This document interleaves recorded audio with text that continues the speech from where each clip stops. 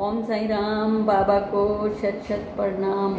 मेरे मन के अंदर साईं, आपके मन के अंदर साईं को प्रणाम।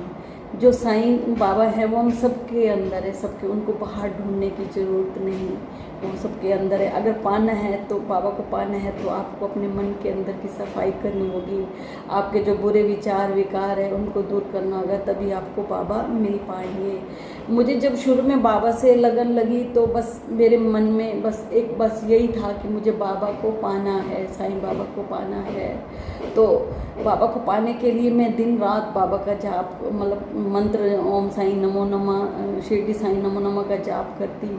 और फिर मेरे मन में ये भाव आता कि तुझे बाबा को पाना है तो इसके लिए तुझे अपने मन की सफाई करनी होगी। कोई भी बुरा विकार आता मैं उसको कहती तू भाग जा, मुझे बाबा को पाना है। धीरे धीरे जो मन के बुरे विकार थे बाबा की दया से वो दूर होने लगे। आते तो जरूर थे पर बाबा की दया से वो ठहर नहीं पाते थे और चले जाते थे। और जब मुझे लगन लगी तो मुझे ऐसा लगा कि मैं पूरे संसार को साईं में कर दूँ। संसार को तो नहीं कर पा सकते थे, अपने शहर को तो कर सकती थी। इसलिए बाबा मुझे एक अदृश्य रूप से प्रेरणा दे रहे थे कि मैं लोगों को शिरडी घुमाऊँ।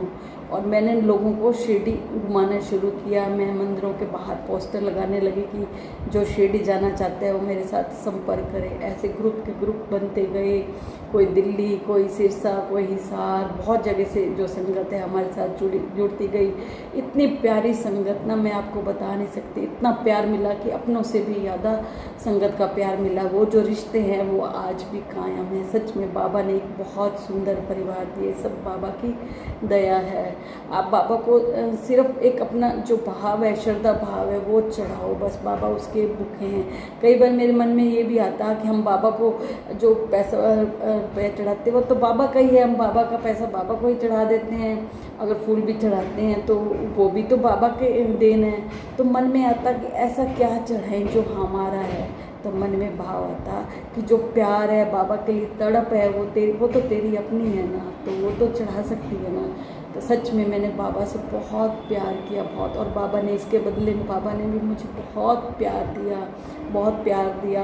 बाबा से आने से पहले मेरी जो ज़िंदगी में बहुत फाइनेंशियल प्रॉब्लम थी, तो बाबा से जुड़ने के बाद प्रॉब्लम्स तो रही पर वो प्रॉब्लम्स नहीं लगती थी। बाबा साथ थे, कोई परेशानी आती तो मन कहता बाबा है ना, और जो भी वो प्रॉब्लम आती वो भाग जाती। सच में बाबा ने मेरी लाइफ को बहुत अच्छा बनाया। मैं बाबा का तहे दिल से शुक्रिया करती हूँ। अगर बाबा है तो मैं हूँ, बाबा नहीं तो कुछ भी नहीं। बाबा ऐसे मरते दम तक मेरे साथ रहना, मेरी हर सांस में साईं निकले। जब मैं आपको बताती हूँ कि जब हम ग्रुप लेके जाते थे शिरडी तो बहुत सारे लोग होते थे, 80-100 लोग, तो हमें रूम्स की परेशानी होती थी। हम होटल में तो नहीं लेते थे क्योंकि होटल के कमरे तो बहुत महंगे होते हैं। तो बाबा का जो संस्थान है द्वारावती, हम वहाँ कमरे बुक करते थे।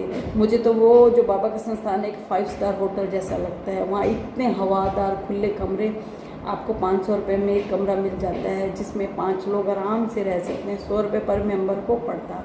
और सबसे बड़ी बात है कि बाबा के संस्थान में जो है वो चाय मिलती है 1 रुपये में और दूध मिलता है 2 रुपये में। ऐसा दूध और चाय हमने अपने घर में भी कभी नहीं पी। और नाश्ता भी मिलता था 5 रुपये में। तो मेरी यही कोशिश रहती थी कि जो भी साईं भक्त जाते हैं तो उनको शिरडी में ज़्यादा खर्चा ना सहन करना पड़े, कम से कम खर्चे में लोग शिरडी घूम के आएँ। तो इसलिए हम होटल नहीं बुक करवाते थे।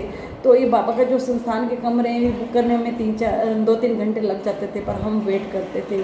पर आजकल तो ये कमरे जो हैं वो ऑनलाइन बुक हो जाते हैं और आपको जाते ही 15-20 मिनट में मिल जाते हैं। तब नहीं, ऑनलाइन सिस्टम नहीं था, जाके लेने पड़ते। 1-2 कमरे तो बहुत ईजी मिल जाते हैं, जो 15-15 कमरे की कितनी संगत को चाहिए होते हैं रूम्स, तो वो हमें बहुत मुश्किल होती थी। इस काम में मुझे बहुत परेशानी होती थी। आप देखो बाबा ने मेरी इस परेशानी को कैसे दूर किया। मैं आपको एक वाक़या बताती हूँ कि मैं रामनवमी पे अपनी सिस्टर के साथ जा रही थी। तब हम 4 लोग थे, तब हम शिरडी जा रहे थे। तो हम मनमाड़ में थे तो एक फ़ोन आया कि आप मीना जी बोल रहे हैं। मैंने कहा हाँ जी। कहते मीना जी आपके नाम के ना 2 कमरे बुक है, आप कब पहुँच रहे हैं? तो मैंने कहा सर मैंने तो नहीं करवाए कमरे बुक। कहते आपके नाम के हैं 2 कमरे 2 बुक। मैं बहुत हैरान। तब ट्रेन में थोड़ी आवाज़ इतनी क्लियर नहीं आ रही थी। मैंने कहा मैं सर आपसे आके मिलती हूँ। तो मैं जब संस्थान में गई, मैं उनसे मिली जिन्होंने फ़ोन किया था। तो उन्होंने कहा कि एक फ़ोन आया था आपके नाम के लिए 2 कमरे बुक हैं। मैंने कहा सर मैंने तो किसी को फ़ोन नहीं किया। बहुत हैरान, वो भी हैरान। तो फिर मेरी आंखों में आंसू, मैं समझ गई ये सब बाबा का करिश्मा है, बाबा का प्यार है।